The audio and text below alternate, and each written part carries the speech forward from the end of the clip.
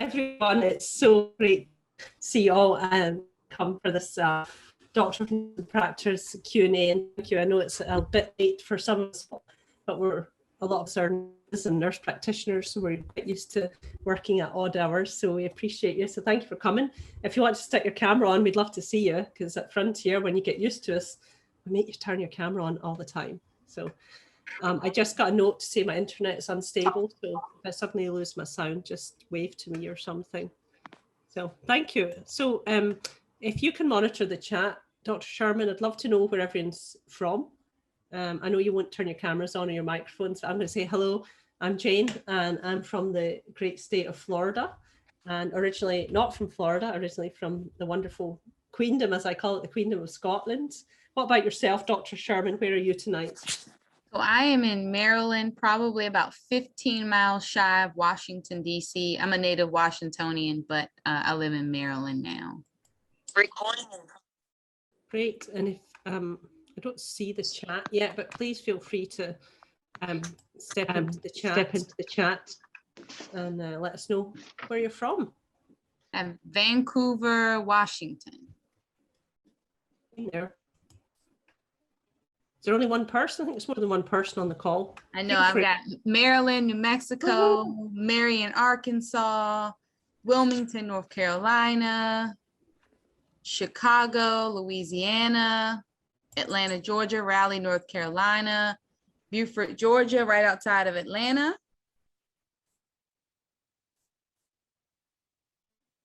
And that, I think I made it through the chat box thus far. Great. Everyone, we're so glad you're here. And we also have some amazing Frontier staff who are going to be introducing themselves in a little while. So thank you for that. So as I said, my name is Jane Houston, and I am the current director of the DNP program. And then I'd love Dr. Sherman to say hello. Hello, everyone. I'm Dr. Sherman. I am one of the DNP clinical faculty members, and I'm also a graduate of FNU. I obtained my DNP from FNU as well. Awesome. We're also got some wonderful staff on the call. I don't know if there's any of the Frontier staff brave enough to say hello. Hello, I'm Susan Williams, and I'm an admissions officer. Here to answer questions.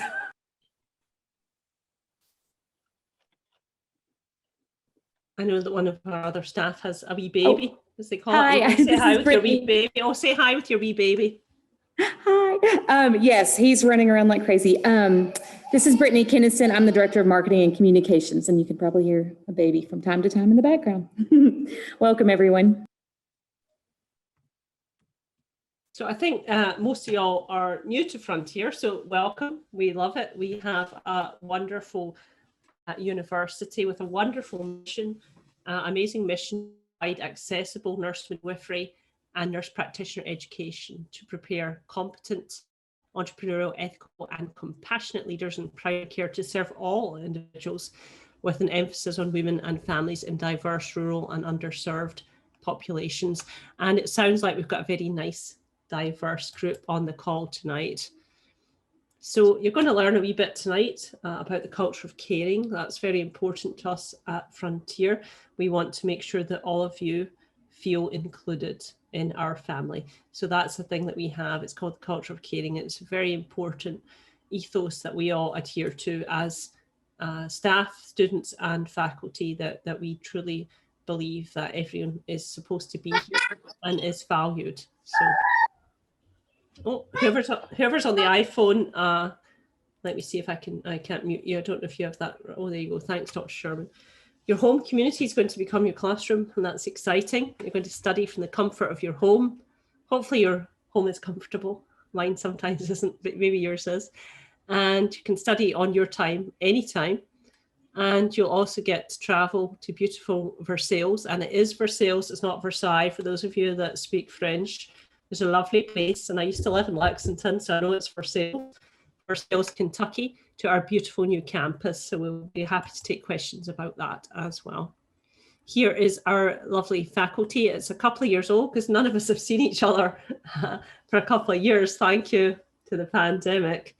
But this is our amazing faculty, and we have many years of experience in nursing and midwifery, and also in the DNP program. We have representatives from every US state and international people, such as me, at Frontier, and we have over 8,000 graduates, and we're very experienced in online education. So we have online student groups for you. We've got student support. We've got faculty mentors. We have financial aid, and I know there's folks on the call tonight that are going to talk about that. We have amazing online library services, and we also have the Diversity Impact Programme. We just concluded that a few weeks ago, and it was wonderful. So I know a lot of you are here to hear about why should you get a DNP, and I don't know, Rachel, do you feel comfortable talking about what it's done for you as a provider? Would you feel comfortable talking to the slide, and I'm happy to jump in? Sure. So I can tell you right out of graduating with my DNP, I think maybe within 2 weeks, I received multiple calls to present, especially with my topic. I did advanced care planning because I'm a palliative nurse practitioner. But just the fact of having a doctor of nursing practice brought me to a level where people saw, or individuals and organizations saw, that I was a specialist in my field. I had a terminal degree. So it opened a lot of doors, not only for leadership, but both in leadership and clinical practice. This DNP project or program focuses on quality improvement, which is something that is really important, especially now where everything is rapidly changing. And that's one of the things that this project really set me up to do in the program, is deal with quality improvement, have a good eye for it, know how to run a quality improvement project. And that makes you really marketable as advanced practice providers. I see you moving your mouse, Dr. Houston.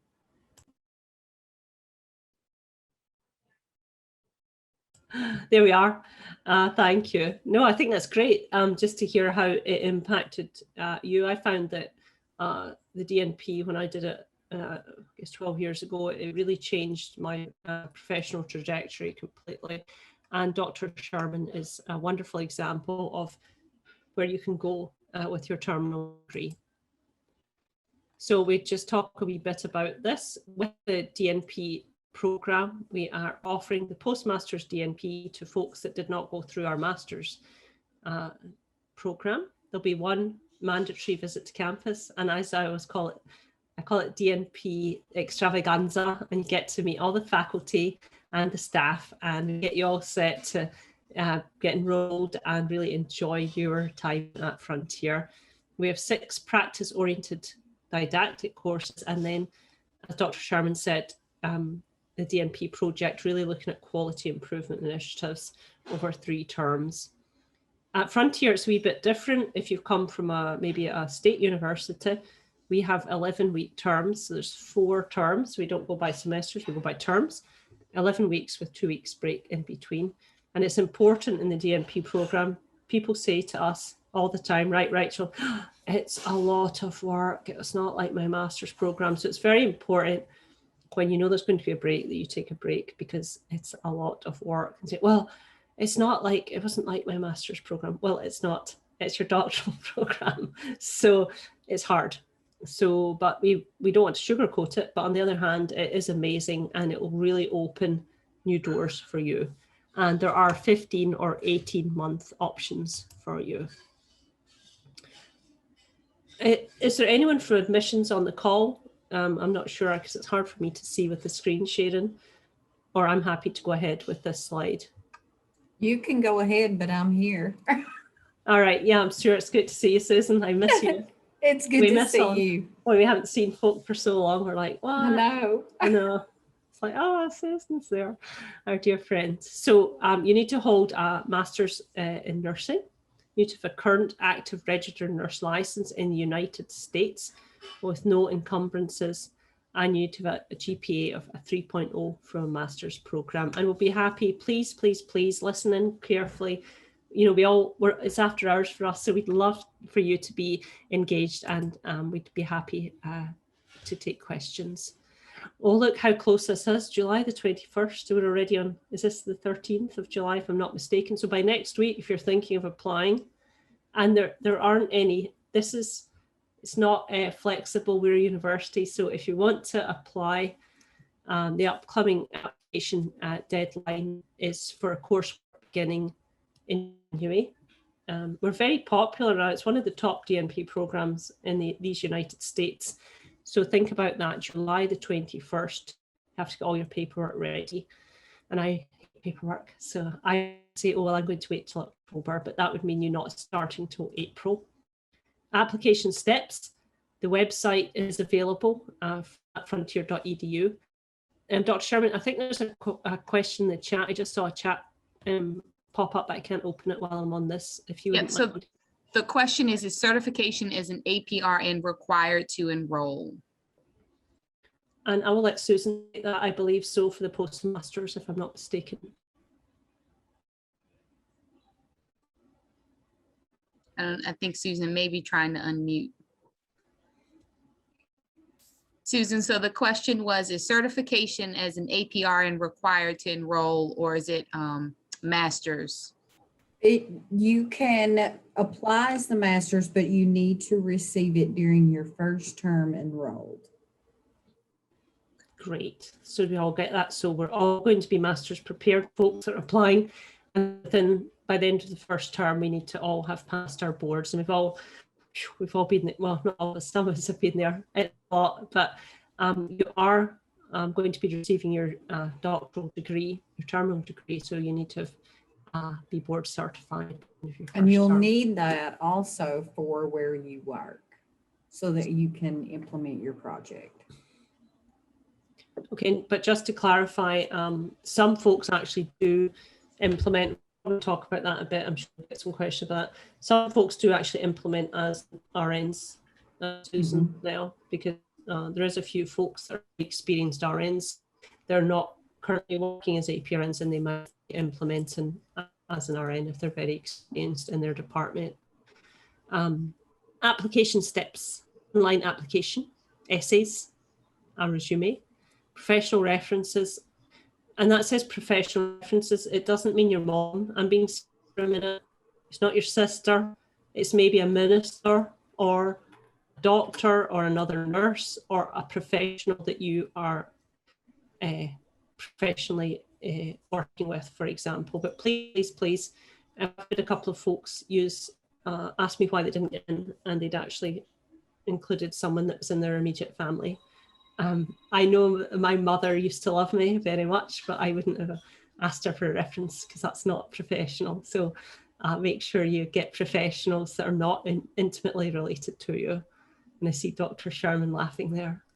Dr. Houston, we have a question in the chat. And I think Susan may have answered it, but I'll put it out for anyone who didn't read it. The question was, can someone submit their application and then later submit transcripts? And no, we must receive all application documents by the deadline.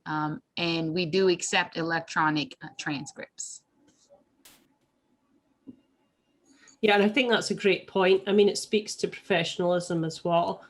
You know, when we started, we were quite small. I think we maybe enrolled about 15 4 times a year. We're now up to 90. That's 90, 4 times a year. So we need to have your packet complete before it can be considered. Because some folk also write to me and say, well, Jane, I sent in my online application and it's, you know, well, I said, well, it was complete.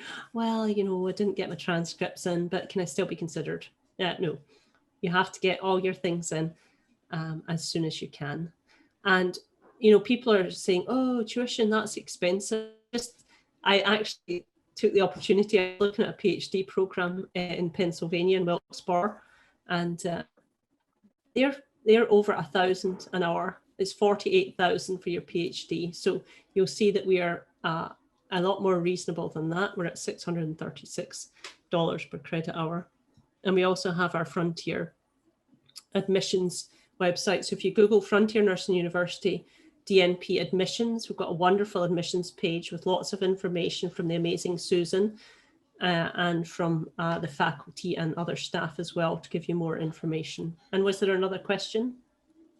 Did I see something else, or was that just something else? That was a comment. Someone had mentioned they were told that they had to delay their enrollment or applying because they hadn't taken their boards yet. Well, good luck, whoever you are. Good luck. We heart you. When it was so long ago when I took my boards, and I'm a nurse midwife, it was a paper and pencil. So it was like, what? So you all are lucky. Just go click click on the computer now. So we've got a big support team. Here's Jody and Robbie and Kristen and Sharona. And, oh, there's me. Oh, it's look, I haven't had a haircut. Can you tell? There's been a pandemic, no haircut. So these are all fine examples of staff and faculty that are here to assist you. That's me, director of the, kind of odd the way it is, director of DNP programs. There's course coordinators and course faculty. You'll be assigned an academic advisor. You'll be assigned a financial aid officer and also credentialing coordinator to get your site ready when you're going to do your amazing clinical initiatives. Was there another question? I saw a little orange sign come up there. There is, the question is, when will we be notified if we've been accepted? I'll hand that over to the amazing Susan. Depending on the deadline that you apply for, it's usually 6 to 8 weeks after that deadline date. So if you apply for the winter term and you apply for the, get all your things in by the July the 21st, it's going to be approximately 6 to 8 weeks after that. So somewhere around the 1st to mid-September, because we don't do it on a first come, first serve. We get all their stuff, everybody's reviewed, and then everybody's chosen from one large pool. Does that apply to if you're transferring in from another DNP program? Well, we don't do school to school transfers. So what we do is we work from your highest degree earned, and transfer credits are not decided in the admissions office, and those are decided in the registrar's office after you've been accepted. And there's another question, Susan, from, is it Kendley Meadows? Are you still having a wait list? I thought I had a pretty strong application with the GPA references, etc. in 2018, ... We have wait list usually for every program because it is, it's extremely competitive, and our admissions rate is about 53%. So we do have an extensive waiting list.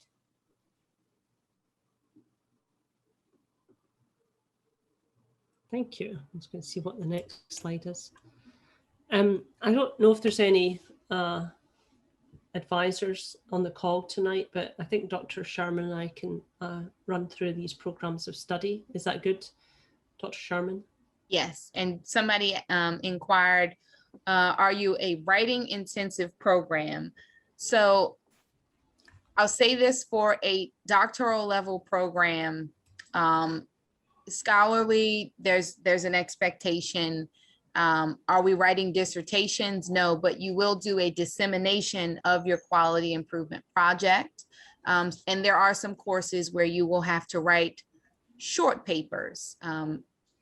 For me, I would say it wasn't that intense with writing, but there is writing involved in just about any doctoral program.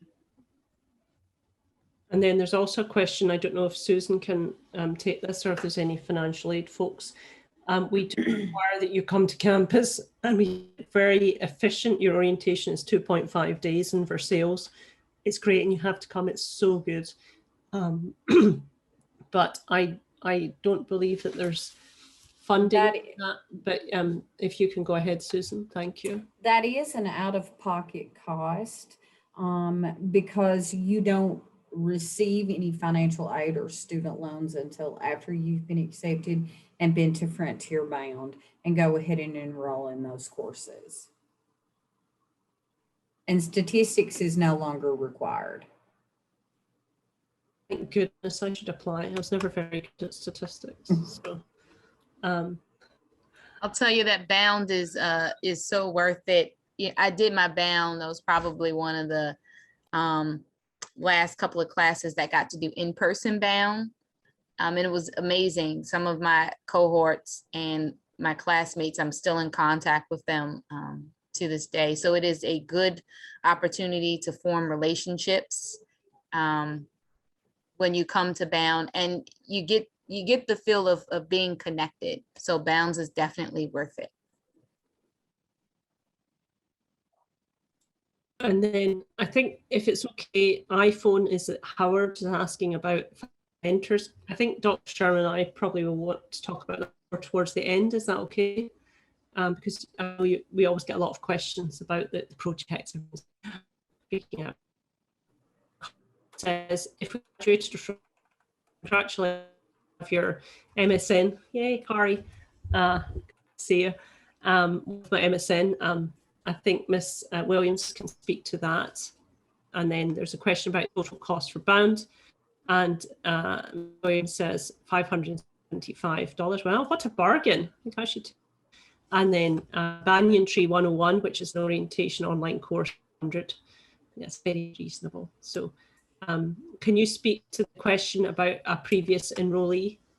Yes, because you were enrolled after January the 1st, 2014 and received your MSN degree with us, what you can do is do more of the streamline application, and that is where you would upload one reference, your essay, and your licensure.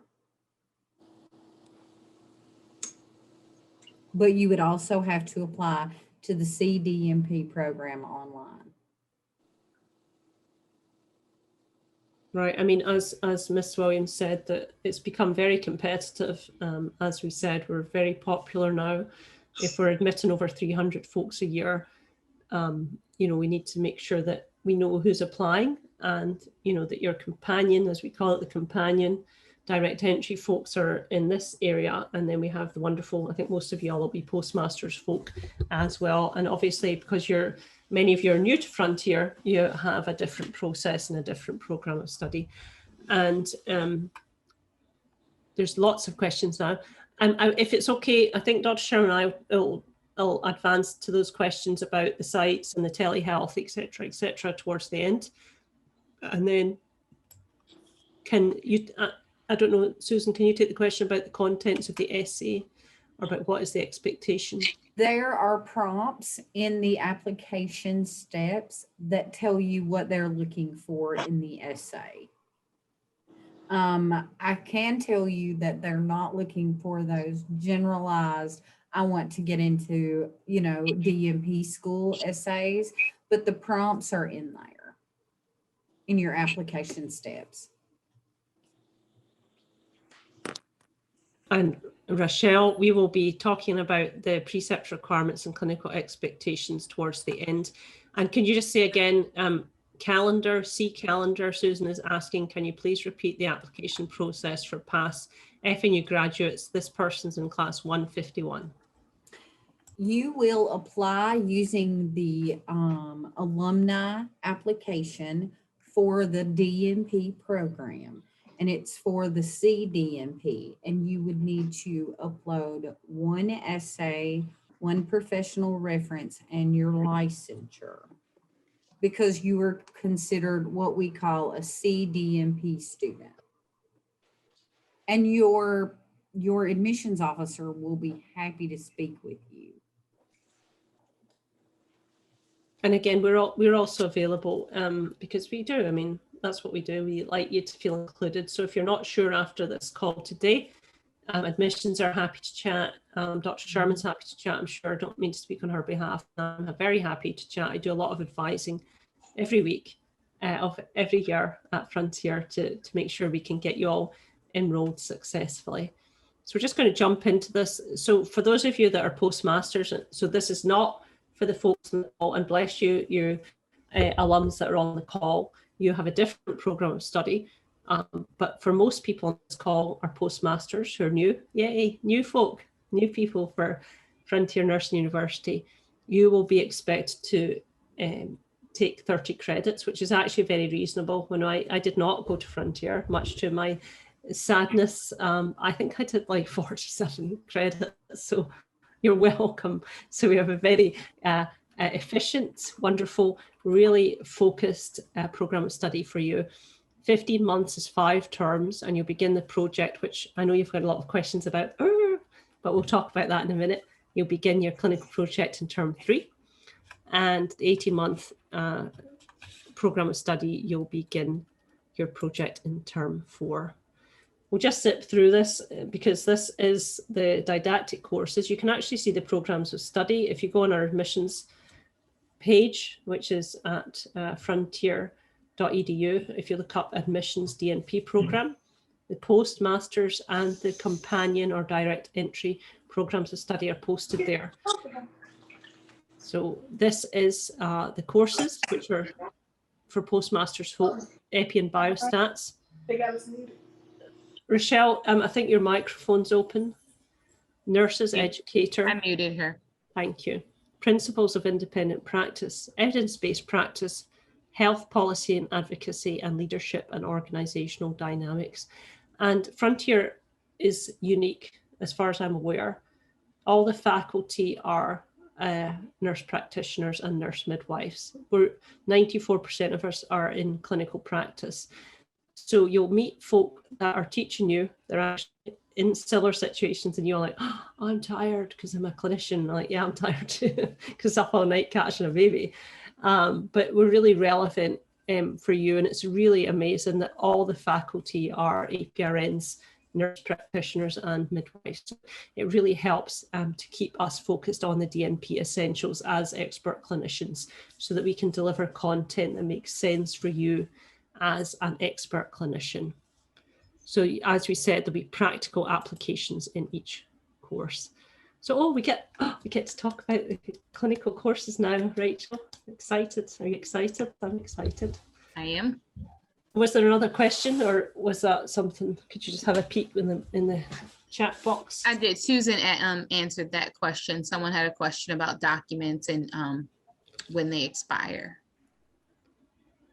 All right, great. So we're going to jump ahead into one of our favorite sections, because both Dr. Sherman and I teach within the clinical series of the program, and we have 4 wonderful courses for you, numbered.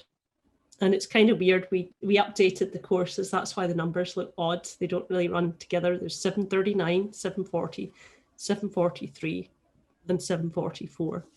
So I'll talk about 739. Dr. Sherman, would you feel comfortable talking about the other clinical series once Sure. I've talked about pre-planning?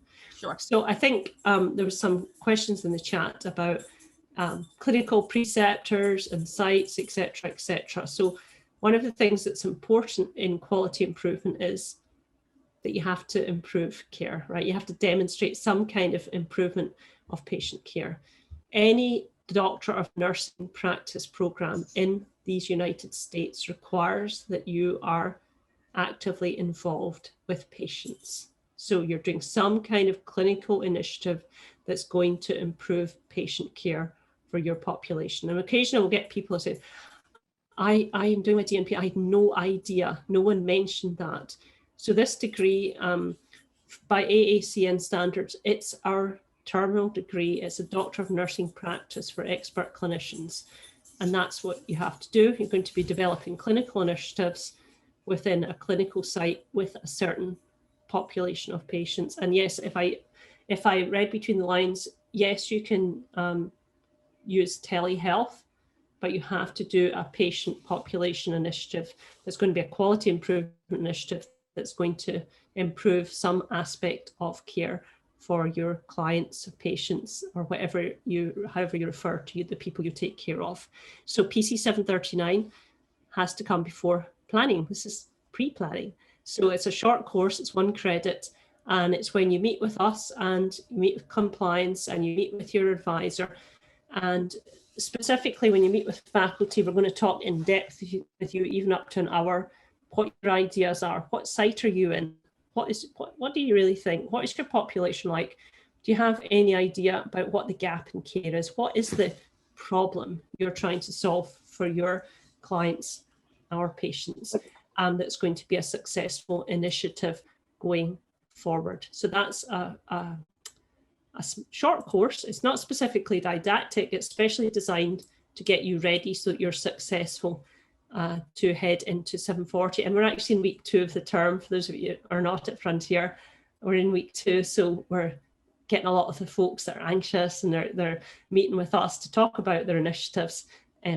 That's what that course is about. It's pre-planning so you can successfully feed into PC 740 project planning. So I'll hand over the mic to Dr. Sherman. Thank you. So you'll take PC 739, and then PC 740 is exactly what it says that it is. It's the planning. Someone had a question about the expected hours or time commitment for each course, and they're listed on the screen here. For PC 740, this is almost like what I equate to a root cause analysis. In 740, you have your site, and you're going to do what's called a gap analysis. So you're going to look at the gaps in your clinical site to find something that you want to improve. It's important that we say, or we at least address this, because some people have a thought or an idea of what they want to do coming into the program, and by the time they get to 740, the gaps don't align with what they initially planned to do. So we always say, let the data lead you, and don't necessarily be tied in stone to the project that you want to implement. So you'll do these chart audits and you'll survey your team, and you come up with a plan that you'll package together. In 740, you'll come up with tools that you want to implement using a best practice. So it's a lot of going to the literature, finding out what best practice says, what your gaps are. At the end of 740, you put together what's called a chart audit, not a chart audit, a charter. And that charter explains step A through Z. I found these gaps. This is what best practice says. This is what I've come up with and what I want to do. And then you move into implementation. Again, implementation is 26 to 30 hours a week. And you really should be on site wherever you're implementing your project at 3 days a week or more. And for most of us, if we're working, it behooves us to implement our project at our place of employment. Because as you can see, 26 to 30 hours a week in addition to working is a lot of time spent. But in 743, we do rapid cycle improvement using the PDSA model. So you'll do two weeks of implementation. That's cycle 1. And you collect all of your data, you look at what's gone well, what's not gone well, and you make adjustments, and you move into cycle 2, which is another 2 weeks. At the end of that, you collect all your data, you make changes based on the data, and you move to cycle 3 and cycle 4. At the end of cycle 4, you'll come up with a plan. Was my project successful? What did I enjoy about it? What did my team enjoy about it? Did it impact patient care? And then you come up with a sustainability plan. Am I going to sustain this project? Am I not? It's important to note, the overall goal is not to have a successful project. It's for you to learn how to do rapid cycle quality improvement. So some people tend to get a little discouraged when they don't see the numbers moving in the direction that they want them to, but that doesn't affect your grade. What we want is to see that you are learning how to do rapid cycle quality improvement. And then we move on to PC 744, which is the final clinical course. It's one of the final courses, depending on what track you take of the DNP program. And it's probably one of the most exciting courses because now you have all of this data. You're so excited. You implemented this project, and then we tell you, we want you to put that all together in 2,600 words or less. Tell us your results, analyze it, your recommendations for future practice, and then you'll do a big presentation. Because of COVID, a lot of our presentations have been virtual, but you'll do a presentation. You're required to have certain people at the presentation, like certain number of students, certain number of faculty members, which we automatically build in for you to have your faculty members, and you'll present to your stakeholders. And then from there, PC 744, we hope that you choose to move on to publish your quality improvement projects. Great. And Dr. Sherman didn't mention, but she was extremely successful with her initiatives that really made a difference in her community. So, you know, talking about living the mission of Frontier. And we also have every single project. We like to mention that as well. And these are courses that are not specific to Frontier. Every DNP program has to have planning, implementation, and dissemination. So you will notice similar aspects if you're looking at other universities, that there's that everyone has to have a product, a clinical initiative project that is disseminated, and we also really encourage you, and we've had great success in publishing. I did want to quickly mention the digital depot, and it is open, so you should be able to find it if you go Frontier Nursing University Digital Depot. That's where over 700, including Dr. Sherman's project, you can look up Rachel Sherman and you'll see her amazing initiatives.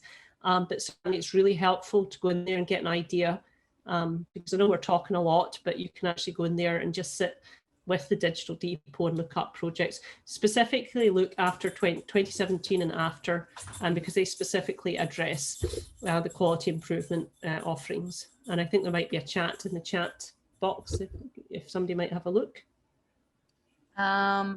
Is this similar to Six Sigma planning? And then do you have to publish to graduate? No, you do not have to publish to graduate. But if you spend all of this time and energy and you implement something that improves patient care, it would behoove you to do that, to publish your work, because not only do you affect patient care where you implemented your project, then you have the ability to translate that to other practices and other providers. So it's not required, but it's highly recommended. Someone asked, what is the site again? For the Digital Depot? I'm assuming that question's for the Digital Depot. And Brittany, it is similar to Six Sigma, but we have to follow Institute for Healthcare Improvement guidelines for that, but it's very similar. We had somebody that was familiar with Six Sigma, so it is, but it's rapid cycle, as Dr. Sherman said, and it's very exciting. So when you get to implementation, you cannot take any other course during implementation. And please, during the clinical series, I don't know how many midwives, but when I was the clinical director for midwifery, y'all seem to be wanting to have babies all the time. Try not to have a baby when you're in clinical series, because it's really hard to do planning and then stop for 12 weeks and have a baby and then come back. So we want you to be able to do planning, implementation, and dissemination all in a series. And please don't rush off. I mean, it's nice to get married, right, a few times in your life, or once probably. But if you're going to plan any big events, try not do them during the clinical series. And Brittany says, I've done Six Sigma a few times. And thank you, Brittany Kinnison posted the link. And so did Dr. Sherman, great minds. So as Dr. Sherman mentioned, and I mentioned, I think you'll get individualized counseling and feedback during the pre-planning. We'll talk about what our expectations are and what your expectations are. Confirm topic and problem ideas, like what is a suitable project for improvement, what is not. And that's something that takes place within the program itself. It's very hard. We can't, you know, I used to have folk that want to meet with me before they entered Frontier and say, what do you think this is a problem? Well, it's hard to say until you do a chart audit of your patients. Like let's think about depression screening. Especially with the pandemic, we went from maybe 1 in 10 affected with depression to about 4 in 10 of Americans, right?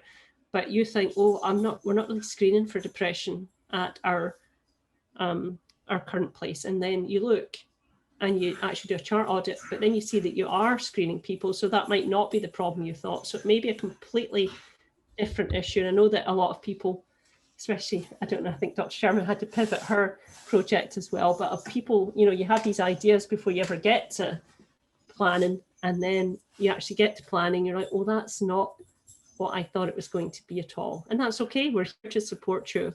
We also talk about life, work, school, and school balance, and specifically in the last 2 years, it's been very difficult for all of us, especially those of us that are in doctoral school, with the pandemic, with working, with your wee Zoomers that are your school-age children, etc., etc.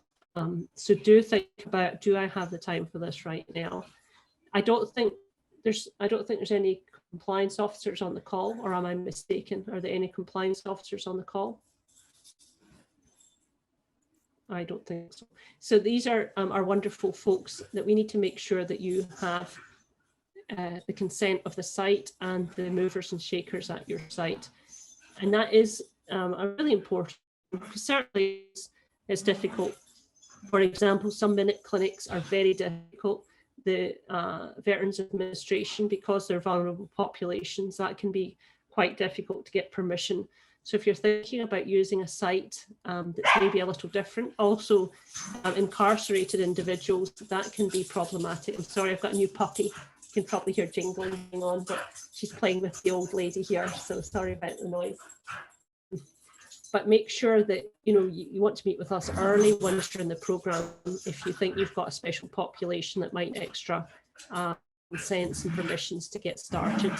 And institutional review boards might want to get involved if they feel that what you're producing is research.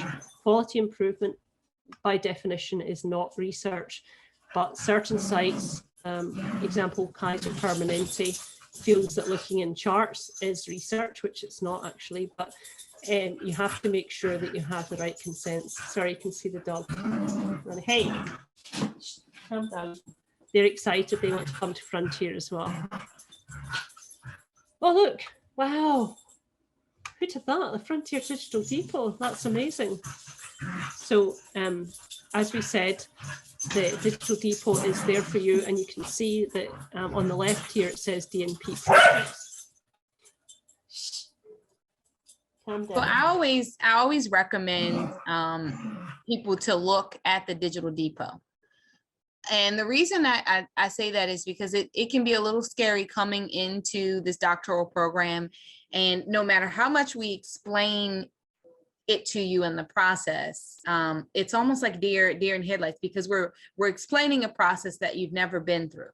And I like the digital depot because you can go in and you can read someone's paper, maybe my paper, maybe Dr. Gianellis's paper, but you can read the paper and get a sense of what was done, what the program was like, what the students do. And you can also watch the recording of our presentation, and you can look at our PowerPoint slides. So it gives you kind of a bird's eye view of what is all encompassed in the program. So I like the digital depot just because you get a chance to really see, you get a peek inside of what's happening and the final project. I think that's a great point, and it does take a few minutes to load. So if you go on it, just be patient. I know we all have high-speed internet now, but it's more like maybe dial-up. Do y'all remember the dial-up? So just be patient, get your coffee, and then you can it's actually searchable. So if you want to look up diabetic projects or hypertension, you can actually search by topic as well. But again, try and look at 17 or above, because that's when we started teaching. So great questions here. Do I have a site? Are you working? And you should try and implement, as Dr. Sherman said, at your site if possible. And I was wondering, can you speak to us for a minute? The dogs are really noisy. I apologize. The puppy's very excited. Sure. So do I have a potential clinical site? The question is, are you working? It's always recommended that you implement at your work site, because you see the time commitment. 26 to 30 hours a week in addition to working is a lot. And if you work at your clinical site, you have some inside connection sometimes to be able to move your project and get approval. You can volunteer to site. I do have some students who volunteer to site. So you can volunteer, just know that there's a time commitment where you'll be required to be on site at least 3 days a week when you are in implementation. And like it says here, it's challenging for someone to volunteer to site if they're working. When will I be starting a new job as an advanced practice nurse? So transitioning into the role of an advanced practice nurse, I can tell you for me, was a lot because you're learning this role of practicing as an advanced practice provider. You are now the provider. So that is a lot to take on, and also implementing or planning a doctoral project. So consider that if you're just newly transitioning into that role. Do I anticipate any major life events? Will you be moving, growing your family, caring for a loved one? These are all things that you should consider because there is a great time commitment with the DNP project.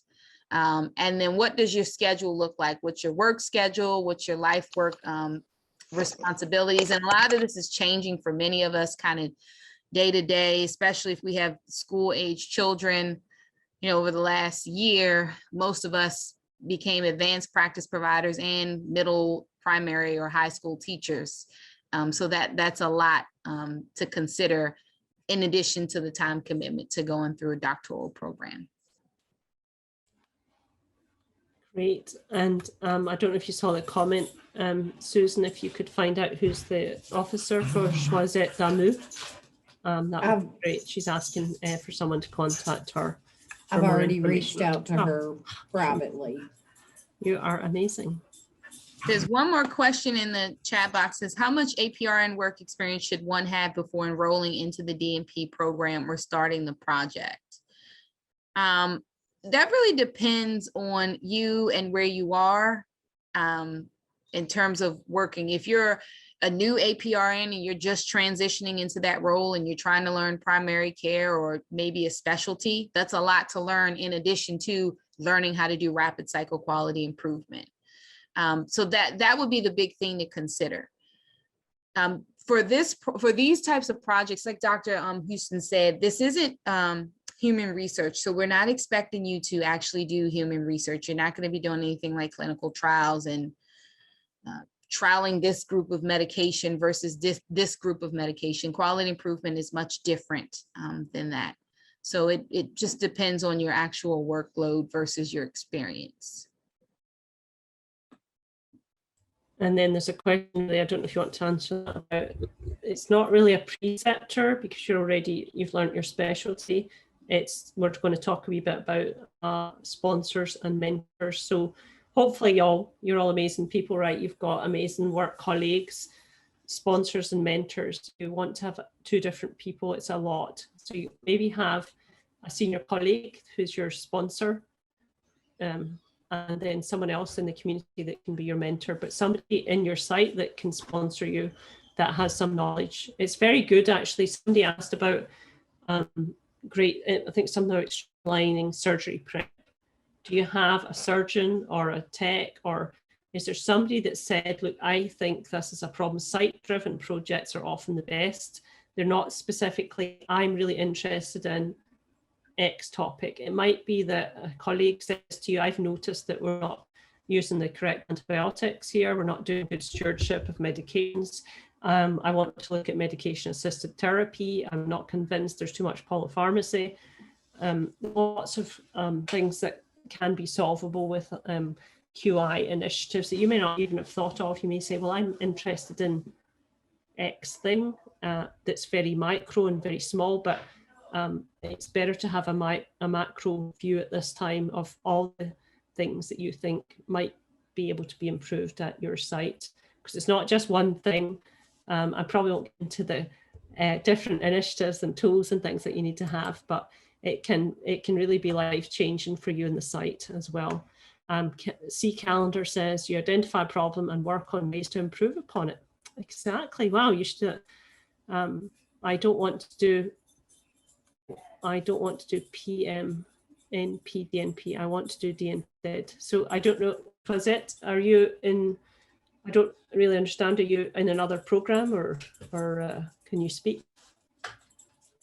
I think No, I was accepted into the psych nurse practitioner, the DNP, in 2018, but I couldn't start it because I have a death in the family. And now I want to do just the DNP. I just wanted to know what documents really I need if I have to make the winter, session. And I think Miss Williams is going to be writing and meeting, or someone's going to be meeting with you. Okay. I Was can it? email you or I can message you directly and we can discuss this if you'd like. Okay. Okay. Okay. All right. That sounds great. Do I'll you need, pull up you have your- my email? I'm pulling up your documents right now. Okay. Thank you Okay. so much, Susan. You're welcome. Bye-bye. Merci en pile choisit. You are too kind. Thank you so much. We're looking Pas de forward to quoi. having you. Merci beaucoup. Ça va. Super. Merci. Mhm. So, what else would folks like to ask us about the programme? Because I think we're getting at the end of our presentation at this time. Hello, hey, my name is Cheryl Morrissey. Hi, I'd like to thank you for the presentation. I was almost finished at Case Western and my DNP. As a matter of fact, I had just my lit review, but I got sick, and so I had to stop, and I hadn't been back in like 3 years, and so I just wanted to kind of start back over the process, and that's why I was looking at Frontier. And the program is very similar, but the project seems a little different. It's not as intense. So I'm looking forward to that. But, and I don't know whether I'm gonna transfer my credits. I don't have a problem with that. But I just think I just needed to start back over and get back into that mode, that doctoral mode. It is a little different mode than the master's. But when I come to Frontier, you have to. Can you tell me a little bit more about the cohort? We had a cohort at Case. And so it was just a group of students. We all started together and we kind of progressed along the same path. Is that the same idea you're acclimating at Frontier? What is the purpose of the cohort at Frontier and how does it benefit me to be in a cohort? Absolutely. So I can tell you, I'm DNP class 36. So when you come to Bounds, you'll be assigned your DNP class. And these are all the people who are going to kind of be your buddies there shoulder to shoulder with you. And depending on the course of study that they take, most of them will either graduate with you or they will be graduating the term after you, because it's either 5 or 6 terms. You will initially start off in a good amount of these classes. You'll follow that cohort through, but depending on how they structure their last couple of semesters, you may not graduate at the same time. Okay, yeah, we did projects together in our cohort until we got to the stage where we were beginning to develop our project. Is that the same thing we do? It was like a team approach with our cohort. That's what we did.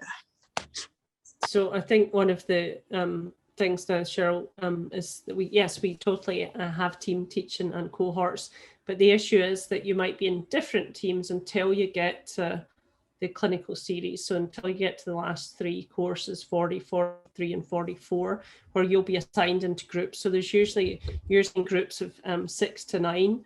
And I think that's really what you're talking about. We're really close and it's really helpful, but we really endorse, we're all interprofessional people, right? We all already work in teams. We're used to, when we're young, we're not young, but younger, being nurses on the floor. We've got our colleagues, we've got other healthcare professionals and providers that we're working with. So we really have a lot of teamwork and group work. And then the last 3 courses, you'll get very involved. And it's so sweet. I think Dr. Sherman spoke to us already. And the same for me. I think one of the joys of my professional career has been my cohort that I had when I was doing my DNP. We're still very close. And it's really a good support system as well. And I just want to ask, is that Howard, is statistics deleted in PC 702? Could you just clarify that question? There is still Epi and Biostats with Dr. Keefe.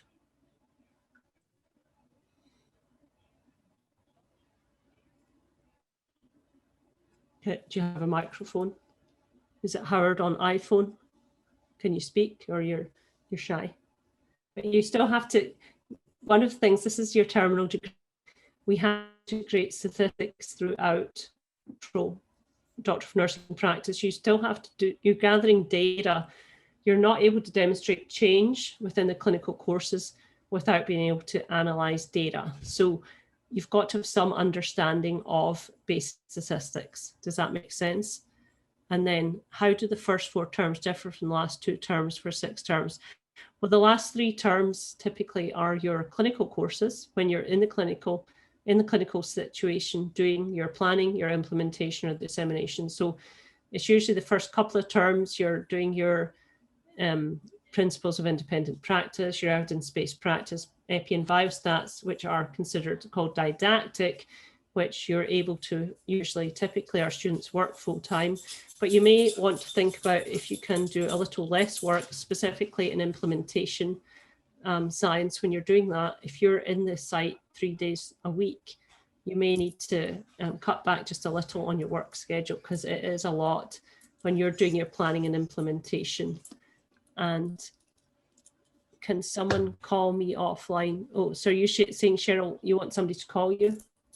I think Susan took her contact info down. Oh, awesome. That's great. And do you take tests in this degree or just work on your project? You get that question every time, right, Dr. Sharp? Always at bound. Do you have tests? Well, the good news is you typically don't have exams per se, but it's much more, I'd say it's hard. It's really hard. I think planning, I don't know, I think planning might be the hardest course. If you're so worried about it, by the time you're in implementation, you're so excited, but it's hard. It's your doctoral degree. So working on your project in the last 3 terms, that's what you're doing. You may also be taking either health policy, but we're trying to move that up in the program, or you may have one other course still to take, but typically last 3 courses are your planning, implementation and dissemination, which you'll be doing a lot of work on. And if I plan to start the winter term, when would I be required to have my on-campus visit? And that would be in December 2021. And if you look on, I think it's open, and I actually have it right here. It's really sad. I'm one of the sad people. Look, I always have my academic calendar. Look at that. I am so amazing. The DNP class 45 is December 13th to 16th. It'll be lovely. It's a lovely time to be in Kentucky. So that'll be 2.5 days for the extravaganza. And thank you, Susan, for posting that as well. And it's so fun. You have a great time. So we love getting to meet all the students. Well, this has been great tonight. Thank you so much. Please, please, please reach out to us. My email is jane.houston@frontier.edu. I'm sure Rachel will be happy to share hers. Yes, I'm rachel.sherman01@frontier.edu. And you can, sure you can find Miss Williams' email. And I just want to thank Miss Williams and Miss Kinnison for coming. I know it's late, and I really want to thank Dr. Sherman for coming tonight.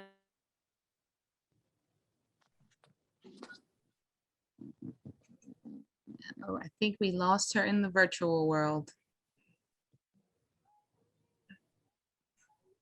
I think her internet held out just in time. There you go. You're back.